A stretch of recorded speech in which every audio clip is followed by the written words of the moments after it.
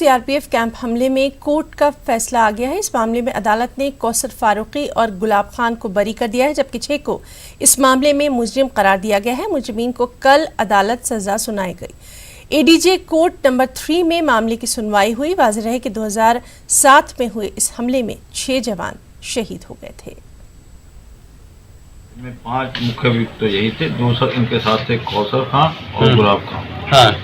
कौसर खान और गुलाब खान द्वारा इन मेन अभियुक्तों का सामान अपने घरों पर रखवाया गया था और उसको उन दोनों को दोषी मुक्त कर दिया गया है। बाकी इन 5 लोगों को जो है दोषी सिद्ध कर दिया गया है। अयोध्या के तारीखी मसले के मुतवक्के अदालती हल के तनाजुर में आज लखनऊ और यूपी के मुख्तलिफ शहरों की मसाजिद में लोगों से अमन व अमान बरकरार रखने की अपील की गई है। साथ ही उन्हें यह भी बावर कराया गया कि फैसले के बाद किसी तरह का जश्न न मनाया जाए। दूसरी सूरत में किसी तरह के मनफी रद्द-ए-अमल का इजहार हरगिज न किया जाए। लोगों के मजहबी जज्बात का पूरा पासो लिहाज रखा जाए। मारूफ आलिम दीन मौलाना खालिद रशीद फिरंगी महली ने यह भी कहा कि इस हसास मौजू की मुनासबत से सोशल मीडिया पर भी खास नजर रखी जाए और किसी तरह के मनफी कमेंट का कोई जवाब न दिया जाए, जिससे हमारे खूबसूरत मुल्क का इत्तेफाक व इत्तेहाद भी कायम रहे और अमन की फिजा भी बरकरार रहे। सुप्रीम कोर्ट अयोध्या के सिलसिले में भी जो फैसला दे उसका हम सब लोग मिल कर के एहतराम करें और इस बात को यकीनी बनाएं कि इस फैसले के बाद ना कोई एहतिजाज किया जाए, ना कोई जश्न मनाया जाए, ना कोई नारेबाजी की जाए, ना कोई ऐसा स्टेटमेंट दिया जाए जिससे किसी के भी रिलीजियस सेंटिमेंट्स हर्ट हों, बल्कि हर हाल में अमन अमान को कायम रखने को यकीनी बनाया जाए कि सब लोग मिल कर के इस बात को इंश्योर करें कि इस मुल्क की जो गंगा जमनी तहजीब है, इस मुल्क की जो कम्युनल हारमनी और कौमी यकजहती है, उस पर कोई आँच ना आए। और सभी लोग जानते हैं कि अयोध्या का मसला आज़ाद हिंदुस्तान का सबसे बड़ा और सेंसिटिव मसला है, जिस पर ना सिर्फ ये कि पूरे मुल्क बल्कि पर इंटरनेशनल कम्युनिटी की भी निगाहें लगी हुई हैं। लिहाजा कोई भी ऐसी हरकत ना की जाए जिससे कि अपने मुल्क की कहीं पर भी कोई बदनामी हो। और वहीं मजलिस उलमाए हिंद के जनरल सेक्रेटरी मारूफ आलिम दीन मौलाना कल्बे जवाद ने भी लोगों से अमन अमान और आपसी इत्तेहाद बरकरार रखने की अपील की। अयोध्या के तारीखी फैसले के तनाजुर में मौलाना ने हमारे नुमाइंदे तारिक कमर से खास बातचीत में यह भी वाज़ेह किया कि हिंदू समाज के धार्मिक लोगों को भी इस तरह की अपील करनी चाहिए जिससे कि हमारी गंगा जमनी तहजीब बरकरार रह सके। तारीख साथ फैसला होगा क्योंकि बरसों से मुसलमानों के दरमियान बहुत सख्त इख्तलाफ का सबब यही बाबरी मस्जिद का मसला है और जिसकी वजह से सैकड़ों जाने जा चुकी हैं और हिंदुओं मुसलमानों के दरमियान इसकी वजह से नफ़रत जो पॉलिटिकल लोग हैं वो फैलाते हैं और उसके ज़रिए से वो वोट हासिल करने की कोशिश करते हैं। लिहाजा ये फ़ैसला आ जाए तो अगर मुसलमानों के ख़िलाफ़ है तो मुसलमानों को सब्र से पेशेंस से काम लेना चाहिए उनको और फैसले को सर झुका के कबूल करना चाहिए क्योंकि अदालत का फ़ैसला है। इसी तरह से हिंदू भाइयों से भी अपील ये है कि अगर उनके ख़िलाफ़ आए तो उनको भी यही चाहिए है कि वो भी सब्र से और शांति से काम लें और फैसले को कबूल करें। मुसलमानों से तो हम अपील कर सकते हैं लेकिन हिंदू भाइयों से ज़ाहिर है कि हमारा अपील का हक़ नहीं है, लेकिन ये कि हम जो उनके लीडर मजहबी हैं, सियासी लीडरों से भी गुफ्तगू है, ख़ास तौर से उनके मजहबी बड़े लीडर हैं, उनसे भी हमारी अपील है, उनसे भी गुजारिश है कि वो भी इस तरह के बयान जारी करें कि हिंदू भाइयों के अगर ख़िलाफ़ हो तो वो किसी किस्म का शोर शराबा उसमें ना करें, किसी किस्म का प्रोटेस्ट नहीं, बल्कि उसको पूरे खुले हुए दिल के साथ उसको कबूल करें। ये जो बड़े बड़े शंकराचार्य हैं जिनकी लोग बात मानते हैं उनकी भी ये फरीदा बनता है कि वो अपने मानने वालों से भी अपील करें। हुकूमत को क्या कुछ इंतजाम करने की ज़रूरत है? देखिए हाँ, धारक हुकूमत को तो होशियार रहने की ज़रूरत है क्योंकि फसादी उनसुर जो है वह हर जगह मौजूद रहते हैं, हर तरफ रहते हैं, मुसलमानों में भी हो सकता है, हिंदुओं में भी हो सकता है, तो लिहाजा वो कंट्रोल करने के लिए उनको बहुत सख्त इंतजाम की ज़रूरत है उनकी कि वो नज़र रखें कि कोई गड़बड़ फैलाने वाला, कोई शरपसंद और कोई फसादी इंसान जो है वो इससे कोई गलत फ़ायदा ना उठाए। अयोध्या मामले में तारीखी फैसला आने ही वाला है और किसी भी सूरत हाल से निपटने के लिए यूपी पुलिस पूरी तरह से तैयार है। डीजीपी ओपी सिंह ने कहा कि कुछ मुश्तबा व्हाट्सएप ग्रुप हैं जिन पर कड़ी नज़र भी रखी जा रही है।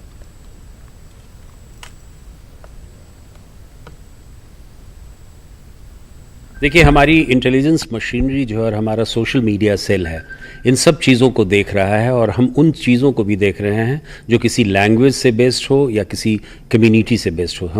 हम सभी पर निगाह रखे हुए हैं। सर कि मेरठ में एक इंसिडेंस हुआ था जहां पर करीब 4-5 हज़ार लोग इकट्ठा हो गए थे। आगे बात सामने आई थी कि उर्दू के कुछ व्हाट्सएप ग्रुप थे, उसमें कोई मैसेज सर्कुलेट हुआ था जिसके बाद हुए थे। तो बड़ा स्पेसिफिक है ऐसा कुछ?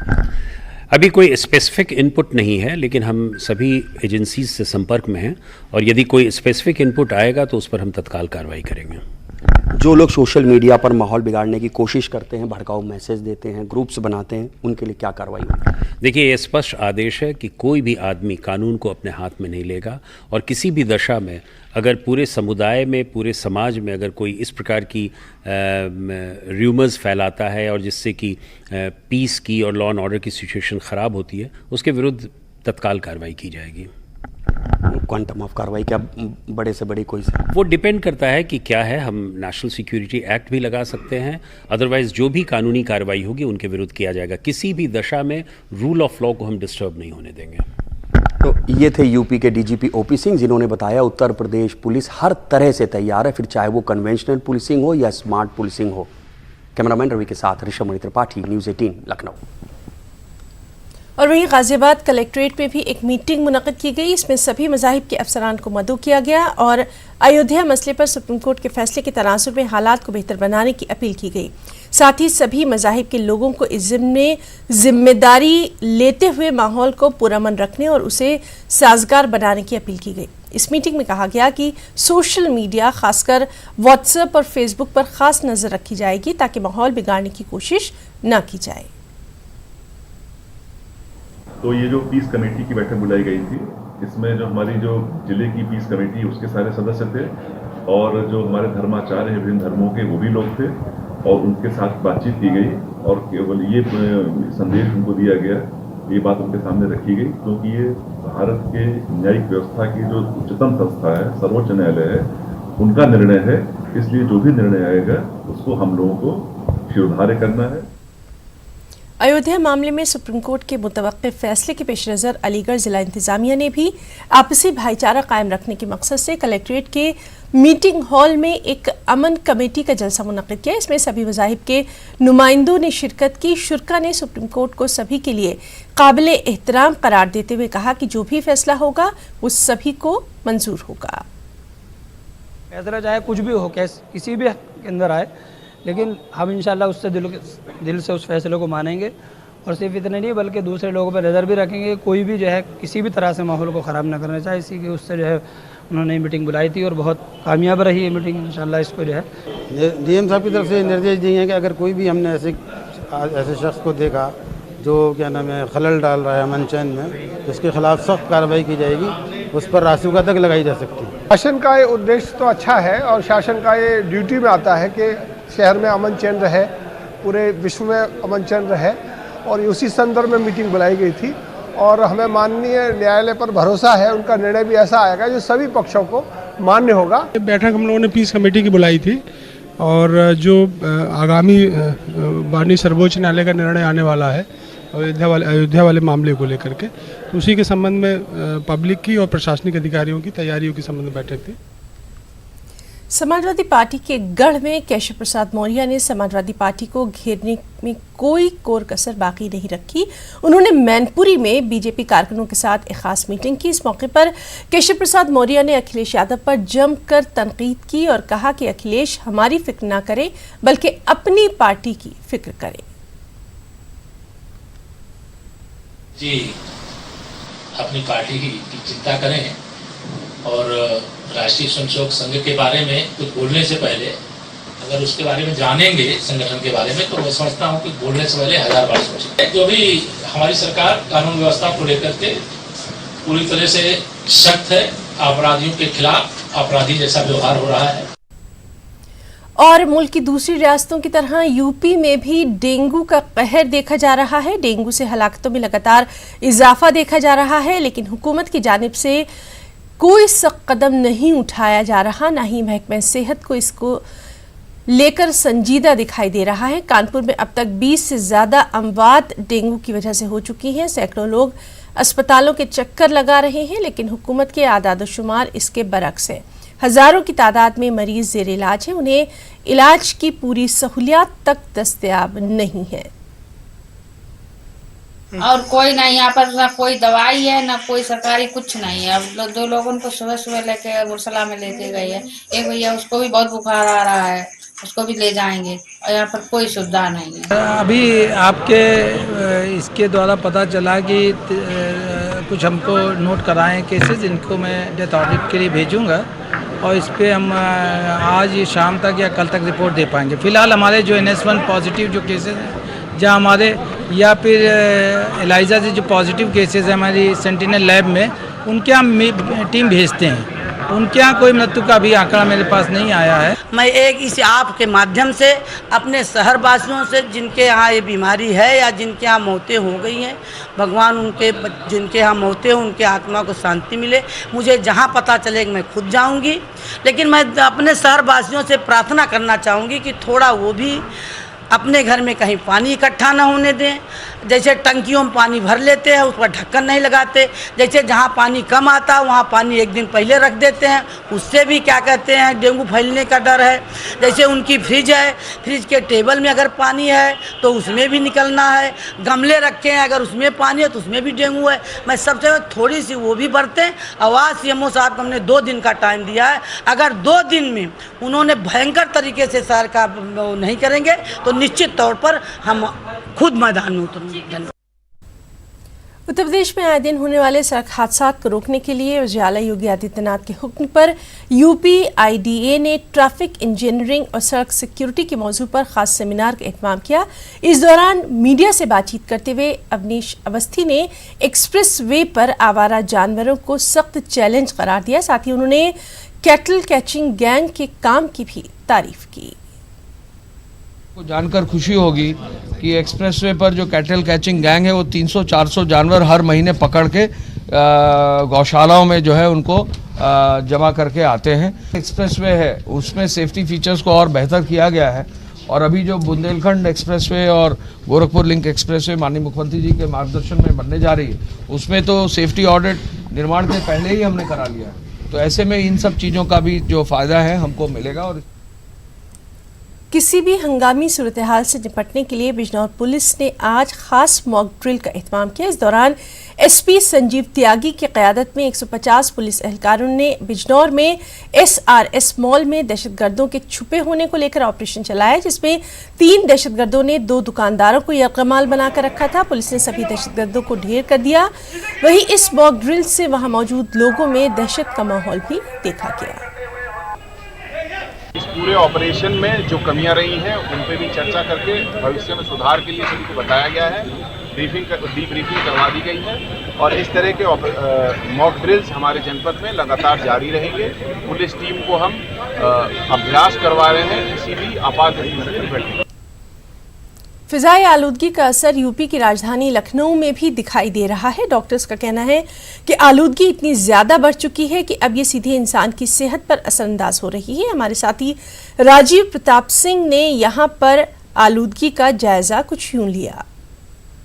उत्तर प्रदेश में लगातार बढ़ रहा प्रदूषण थमने का नाम नहीं ले रहा और यही कारण है कि आज भी उत्तर प्रदेश का गाजियाबाद, ग्रेटर नोएडा व नोएडा शहर देश के सर्वाधिक प्रदूषित शहरों की सूची में टॉप पर हैं, जबकि यूपी के अन्य 8 शहर भी देश की सर्वाधिक प्रदूषित शहरों की सूची में शामिल हैं। ऐसे में अगर बात राजधानी लखनऊ की करें तो आप देख सकते हैं कि कमोबेश राजधानी लखनऊ में भी प्रदूषण का स्तर बेहद गंभीर स्थिति में पहुँच चुका है। आप देख सकते हैं कि इस वक्त मैं राजधानी लखनऊ के 1090 चौराहे पर खड़ा हूँ, जहाँ अभी भी जो इमारतें आपको पीछे दिख रही हैं उन पर धुंध छाई हुई है पूरी तरीके से और यही कारण है कि जो प्रदूषण का स्तर है वो दिन ब दिन बढ़ता जा रहा है। अगर देखा जाए तो जो मौसम वैज्ञानिकों का मानना है कि जो तापमान कम हुआ है उसके चलते प्रदूषण का स्तर बढ़ा है और साथ ही साथ जो कंस्ट्रक्शन साइट्स हैं वो खुले में लगातार निर्माण कार्य जारी है। अगर बात खुले में कूड़ा जलाने की करें तो वो भी लगातार देखा जा सकता है और जो अन्य प्रदूषण बढ़ाने के कारक हैं उनको रोकने के लिए भले ही उत्तर प्रदेश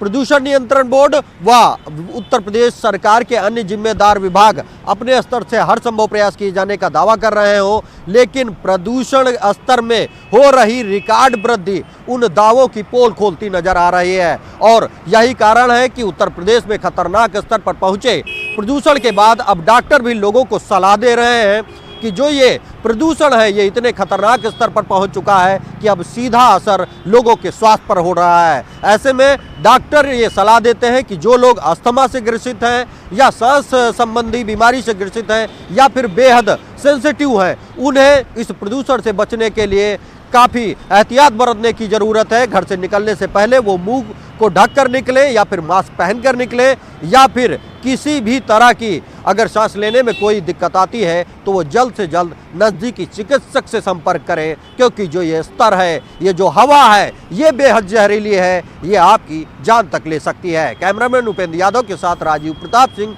न्यूज़ 18 लखनऊ। और वहीं कानपुर की हवा में भी जहर घुलता जा रहा है। आम इंसान की जिंदगी खतरे में है। मुल्क के आलूदा शहरों की लिस्ट जारी की गई, जिसमें कानपुर 8वें नंबर पर है। कानपुर में कई जगहों पर AQI लेवल 500 के पार कर गया है। देश की प्रदूषित शहरों की लिस्ट जारी की गई, जिसमें कानपुर का 8वां स्थान है और यहाँ का AQI लेवल 500 से अधिक रहा और कुछ जगहों पर तो ये 500 के ऊपर रहा। यहाँ तक कि दिल्ली से भी ज़्यादा प्रदूषित ये कानपुर शहर है।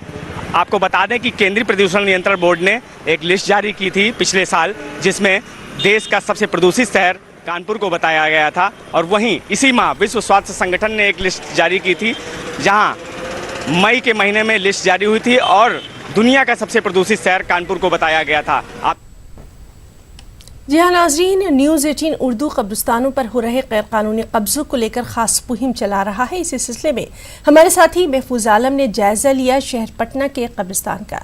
शिया वक्फ बोर्ड के तहत आने वाला ये कब्रिस्तान चार जानिब से कुछ इस तरह घिर गया है कि महज चंद कब्रों के निशानात ही बाकी रह गए हैं। हालत ये है कि अक्सर औकात यहाँ बच्चे खेलते नजर आते हैं। एक रिपोर्ट।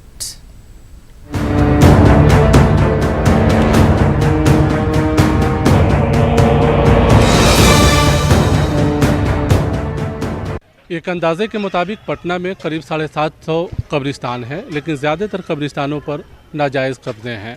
आबादी जैसे जैसे बढ़ती गई, कब्रिस्तान या तो छोटे होते गए या फिर कब्ज़ा हो गए और उन पर मकानात की तामीर हो गई है। आप देखिए कि कब्रिस्तान के पास हम लोग आए हुए हैं। कब्रों के निशानात अभी भी मौजूद हैं, लेकिन कब्रिस्तान में ही मकानात की तामीर भी हो गई है। काफ़ी पुराना कब्रिस्तान है। पटना में ऐसे भी कब्रिस्तान हैं जो कि आज़ादी से पहले थे, उनकी शनाख्त ख़त्म हो गई। आज़ादी के बाद जो कब्रिस्तान नए बनाए गए, वहाँ पे भी कई कब्रिस्तानों में कब्ज़े हैं। कई कब्रिस्तान में लड़ाई झगड़ा भी चल रहा। कई जगहों पे मकान बन गया। शहर में ख़ास तौर से ज़मीन महंगी हो गई और जिन लोगों ने कब्रिस्तान की ज़मीन को वक्फ़ किया था, उनके ख़ानदान वालों ने ही उस पर कब्ज़ा किया। और कई ऐसे भी कब्रिस्तान हैं जहां बाहर के लोगों ने कब्ज़ा किया। यहाँ खुद शिया वक्फ बोर्ड के चेयरमैन हमारे साथ हैं। हम जानने की कोशिश करेंगे कि कब्रिस्तानों की आलम क्यों है। मामला यहाँ है कि लगातार सरकार ये कोशिश कर रही है। लगभग 6000 के आसपास कब्रिस्तान की घेराबंदी हो गई है और सरकार जिस कब्रिस्तान को चिन्हित किया है लगभग वो 9000 कब्रिस्तान है। लेकिन मेरा मानना है कि अभी तक 50% ऐसे कब्रिस्तान हैं जिनको चिन्हित नहीं किया गया है। मेरा ये कहना है कि इसको अवेयरनेस चला करके लोगों को बताना है कि आप ही के काम की चीज़ है और आप ही इसको इस्तेमाल करेंगे। कुछ चंद 2-4% ऐसे लोग हैं जो कब्रिस्तान को या उनको देख रेख करने के लिए दिया गया, या कुछ ऐसे अपने ही लोग हैं जिसको उसको या सेल डीड कर दिया गया या उनको हेबा कर दिया गया। कितने कब्रिस्तान कब्जे होंगे अगर पटना की बात करें तो क्या कहेंगे एक अंदाजे के मुताबिक? मेरा ये मामला है कि जो मेरा मानना है लगभग 50% कब्रिस्तान ऐसे हैं जो कब्जे में है। हम आम लोगों से भी जानना चाहेंगे, फिर आप तक आते हैं। आप क्या कहेंगे, इस कब्रिस्तान की हालत क्या है? आप देखिए कि कब्जा के शिकार हैं। यहाँ पे दफनाने का काम अभी होता है या क्या होता है? और यहाँ के कब्रिस्तानों की हालत क्या है? अभी है फुला हुआ है, परती पड़ा हुआ है, बाउंड्री हो जाता है, बढ़िया होता है। लोग ये समझते हैं कि कोई देखने वाला नहीं है। वक्फ बोर्ड, जैसा कि आपसे खुद कुछ देर पहले बात हो रही थी तो आपने कहा कि वक्फ बोर्ड में रजिस्टर्ड नहीं है कब्रिस्तान बहुत ज़्यादा। 750 कब्रिस्तान की करीब तादाद है और करीब 100 कब्रिस्तान ऐसे हैं जो रजिस्टर्ड कराए गए हैं। तो ये भी कहीं ना कहीं मसला आता है क्या कि लोग जो है कब्रिस्तानों को कब्जा कर लेते हैं, घर बना लेते हैं और कोई देखने वाला नहीं होता है? देखिए, एक मामला यहाँ है कि ये हिडन वफ़ है, जो कब्रिस्तान है वो वफ़ की प्रॉपर्टी है इसमें कहीं कोई शक शुबहा नहीं है। एक बेहुरमती भी होती है, कब्र है और चप्पल पहन के लोग जो है कब्रों पे कैसे बेहुरमती कर रहे हैं। देखिए इन्होंने भी सीधे सामने आए, तो ये बेहुरमती भी है ज़बरदस्त तरीके से। कब्र मौजूद है, उसके निशान जो है अभी भी मौजूद हैं, बावजूद इसके ये कब्ज़ा है, लेकिन ज़बरदस्त तरीके से बेहुरमती होती है। आम लोग खुद करते हैं। और मैं ये बताना चाहते हैं कि जिन लोगों की इंक्रोचमेंट है, अगर वो कानून को नहीं समझेंगे तो उन पर क्रिमिनल केस चलाने का प्रावधान है और जगह हम लोगों ने चलाया है। ये हम आवाम को बताना चाहते हैं कि ये कब्रिस्तान था, कब्रिस्तान है और कब्रिस्तान रहेगा।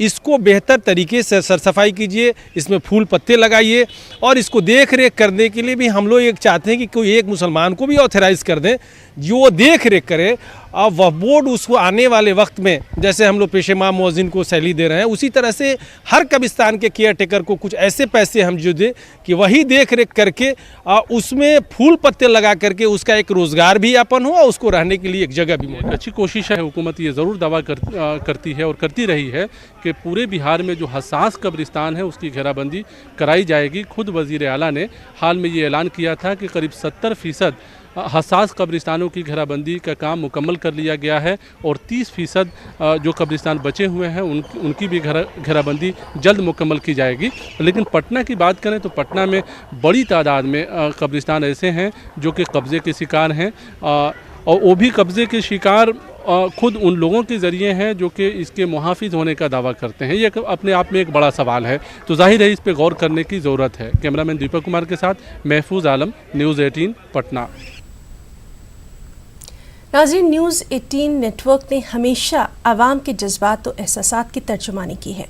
अवामी मसाइल हों या फिर लोगों का दुख दर्द हो, न्यूज़ 18 ने हमेशा ही सहाफ़ती कदरों को बुलंद रखते हुए पेशेवराना फ़राइज़ अंजाम देकर लोगों के मसाइल को उजागर ही किया है। इसकी एक और मिसाल अनंतनाग के एक दूर उफ्तादा इलाके की लापता कमसिन लड़की की बिहार से बाजियाबी में न्यूज़ 18 के रोल ने मिसाल पेश की है। तो आप देखिए मुदस्सिर कादरी की ये रिपोर्ट। खबरों में फ़िलहाल इतना ही। ताज़ा और अपडेट खबरों के लिए आप news18urdu.com पर लॉग ऑन कर सकते हैं। आदाब।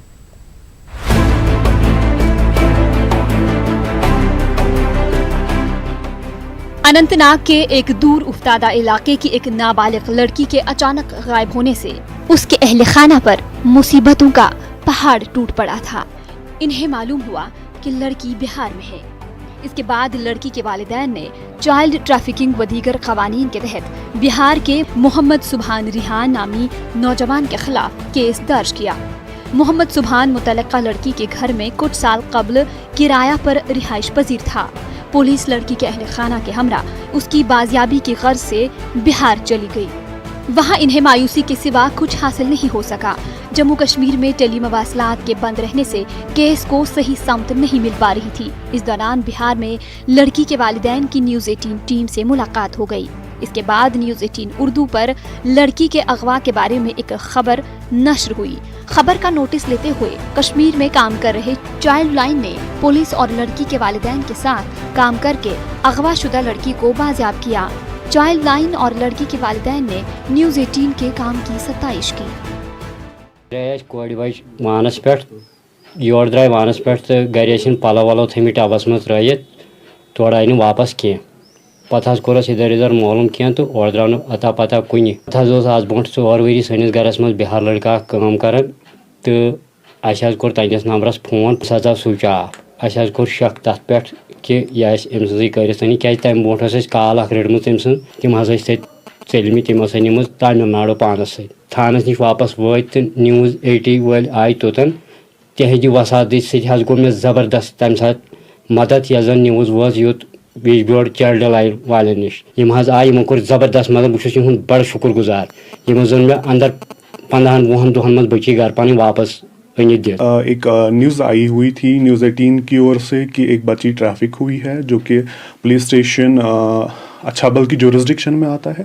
हमने उस चीज़ का कॉग्निजेंस लिया। सबसे पहला जो इशू हमारे पास था वो एक कम्युनिकेशन बैरियर था। जैसे आपको पता ही थी उन दिनों हमारे यहाँ पे शटडाउन था पूरा कम्युनिकेशन, तो वो सबसे बड़ा कंस्ट्रेंट रहा है हमारा। और फिर भी हमने कोई भी पत्थर ऐसा नहीं रखा कि जो हमने पलटा ना हो। हमने उसके बावजूद जैसे कि वहाँ पे फ्लड्स आए हुए थे, उसके बावजूद हमने सारे चैलेंज को अपने साइड कर दिया और हमारा टीम मेंबर वहाँ पे चल के उसको रेस्टोर कर। लड़की के अगवा के इस मामले ने फिर एक बार लोगों के लिए सबक आमोज मिसाल कायम की है। माहिरीन का मानना है कि घरों में बच्चों की बेहतर समाजी व दिमागी नुशनुमा में वालिदैन का अहम रोल रहता है। इस तरह के वाक़यात में चाइल्ड लाइन और पुलिस की मदद लेना भी काफ़ी अहम साबित होता है। अगर वहीं कहीं मतलब युथ वाक़ा आए तो यमन सत गژھِ रब्तु करन। यहुंद नंबर है 298 क्या भरपूर मदद करान। युथ मत वुच मे बेस बह पन्ने पुलिस थानुक शुक्रगुजार यमो जन पत दुबार मेनिस केसस मज आई तो मदद करो। कि अगर आपके पास कोई भी एक्सटर्नल लेबरर है या हमारा अपना ही कोई कश्मीरी भाई है, उनको लेकिन हमारे कुछ इथिक्स होने चाहिए, कुछ प्रिंसिपल्स और वैल्यूज़ होने चाहिए हमारे घर पे, ताकि ऐसी चीज़ें हमारे घर पे ना हो। Still if these things happen, आप 1098 पे कॉल करके अपना केस रजिस्टर करा सकते हैं और हम अपना इंटरवेंशन जल्द से जल्द करेंगे। वाज़ेह है कि जम्मू कश्मीर में चंद वर्षों के दौरान बच्चों के साथ ज्यादती के मामलात में इजाफा हुआ है। बच्चों के जिनसी इस्तेसाल, इस्मत रिजी व कत्ल और अगवा के वाक़यात में इजाफा हुआ है। न्यूज़ 18 हमेशा समाजी मसाइल को उजागर करता आया है। न्यूज़ 18 उर्दू के लिए मुदस्सिर कादरी की रिपोर्ट।